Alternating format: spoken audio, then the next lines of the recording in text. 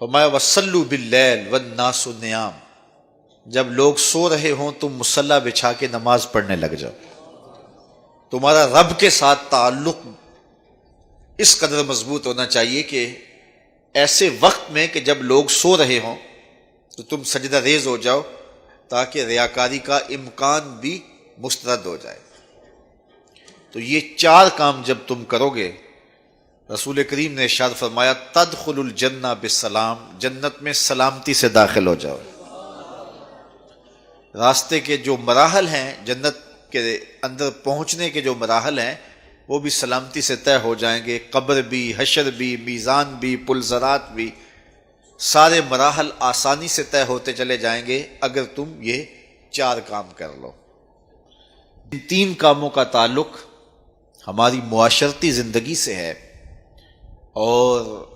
رات کی تنہائیوں میں مصلی بچھا کے نماز پڑھنا، اس کا تعلق جو ہے وہ ہماری نجی زندگی سے ہے، اور وہ جتنی تنہائی میں ہو اس قدر ہی اللہ کی رحمتیں زیادہ اترتی ہیں۔ دکھلاوے کی نمازیں اللہ قبول نہیں کرتا۔ قرآن مجید میں سورہ ماعون کے اندر ارشاد فرمایا سو خرابی ہے ان نمازیوں کے لیے جو اپنی نمازوں سے غافل ہیں اور لوگوں کو برتنے کی چیزیں بھی نہیں دیتے۔ معمولی چیزیں جو ایک دوسرے کو ہم عاریتاً دے دیتے ہیں وہ بھی نہیں دیتے اور نماز پڑھتے ہیں۔ تو یہاں نماز کا ذکر موجود ہے، لیکن پہلے ہماری معاشرتی اصلاح ہونی چاہیے۔ ان تین چیزوں کا خاص طور پہ ذکر کیا گیا کہ تم سلام کو پھیلاؤ، تم صلہ رحمی کرو، اور تم لوگوں کو کھانا کھلاؤ، بھوکوں کی اور پیاسوں کی مدد کرو، تو تمہارا رب تمہارے اوپر راضی ہوگا، اور پھر رات کی تنہائی میں تم اللہ کے حضور مصلی بچھا کے نوافل ادا کرو۔ ایک روایت میں آتا ہے کہ جب کوئی شخص رات کی تنہائی میں اٹھتا ہے اور اپنی بیوی کو اٹھاتا ہے، وہ نہیں اٹھتی، خیر یہ وضو کرنے چلا جاتا ہے تو واپس آتے ہوئے چلو میں تھوڑا سا پانی لے آتا ہے، اور پانی لے کر کے اس بیوی کے اوپر اس پانی کو چھڑکتا ہے تو وہ اس سے اٹھ جاتی ہے۔ تو یہ مصلی بچھا کے نوافل پڑھنے لگ جاتا ہے، اور وہ بھی اٹھ کے وضو کرتی ہے،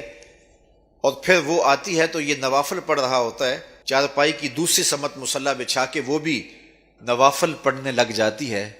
حدیث میں آتا ہے جب وہ دونوں نوافل پڑھنے لگ جاتے ہیں رب مسکراتا ہے، اپنی شان کے مطابق رب مسکراتا ہے کہ میرے بندے کس طرح مخلوق سے چھپ کے میرے حضور سجدہ ریز ہیں۔ تو راتوں کی تنہائیوں میں جب لوگ سوئے ہوئے ہوں تو اس وقت سجدے کا ویسے لطف بھی اپنا ہی ہوتا ہے،